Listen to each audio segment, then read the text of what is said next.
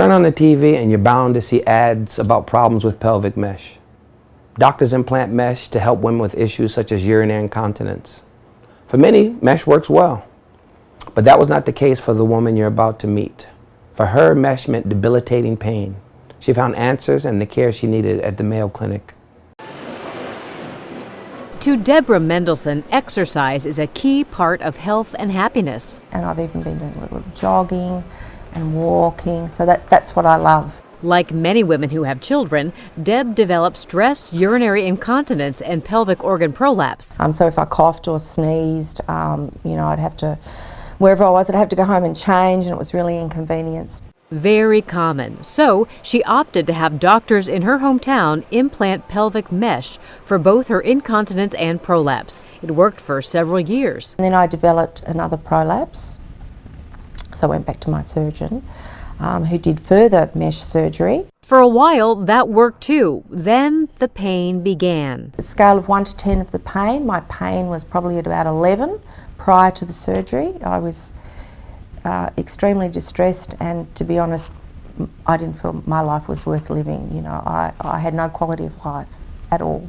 Deborah's search for help led her to Mayo Clinic and urogynecologist Dr. John Gebhardt. He says the most common problems with mesh implants are erosions or extrusions, meaning the mesh starts to poke through tissue and skin. Could lead to bleeding, irritation, discharge, maybe complaints with intercourse. Here's what happens. Pelvic mesh is implanted to bolster organs, to give them support. Over time, the body grows in and around the mesh, and this holds the mesh in place.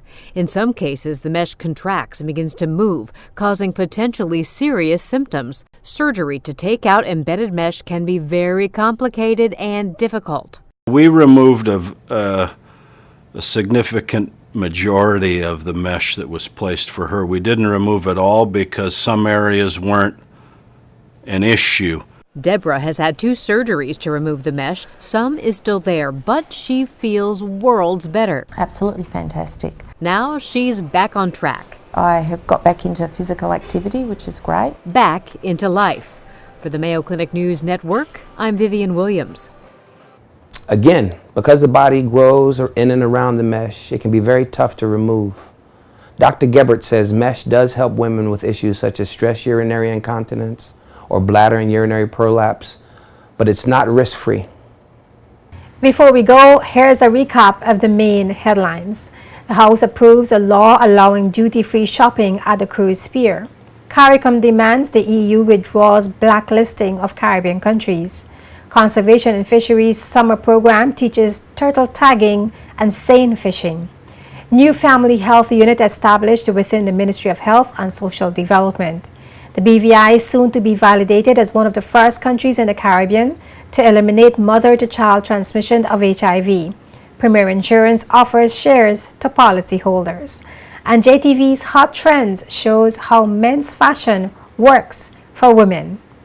In news from the Caribbean, the Caribbean records the biggest drop in new HIV infections compared to all regions in the world. And a second hotel in San Juan closes within the last 3 months. Just a reminder that you can find all the news stories featured in this newscast as well as previous newscasts on our website jtvlive.net. Additional information and news updates can be found on our Facebook page, facebook.com/jtv55. Thank you to those of you who have liked our Facebook page. And if you haven't already, please visit our Facebook page, facebook.com/jtv55, and let us know that you like us. You can also find all our news features, press conferences, and JTV's television programs on our JTV News YouTube channel. Subscribe to JTV News YouTube channel to receive our daily uploads. We welcome your questions and comments. You can email us at jtvnews@hotmail.com. For the entire news team, I'm Ino Soman. Thank you for watching.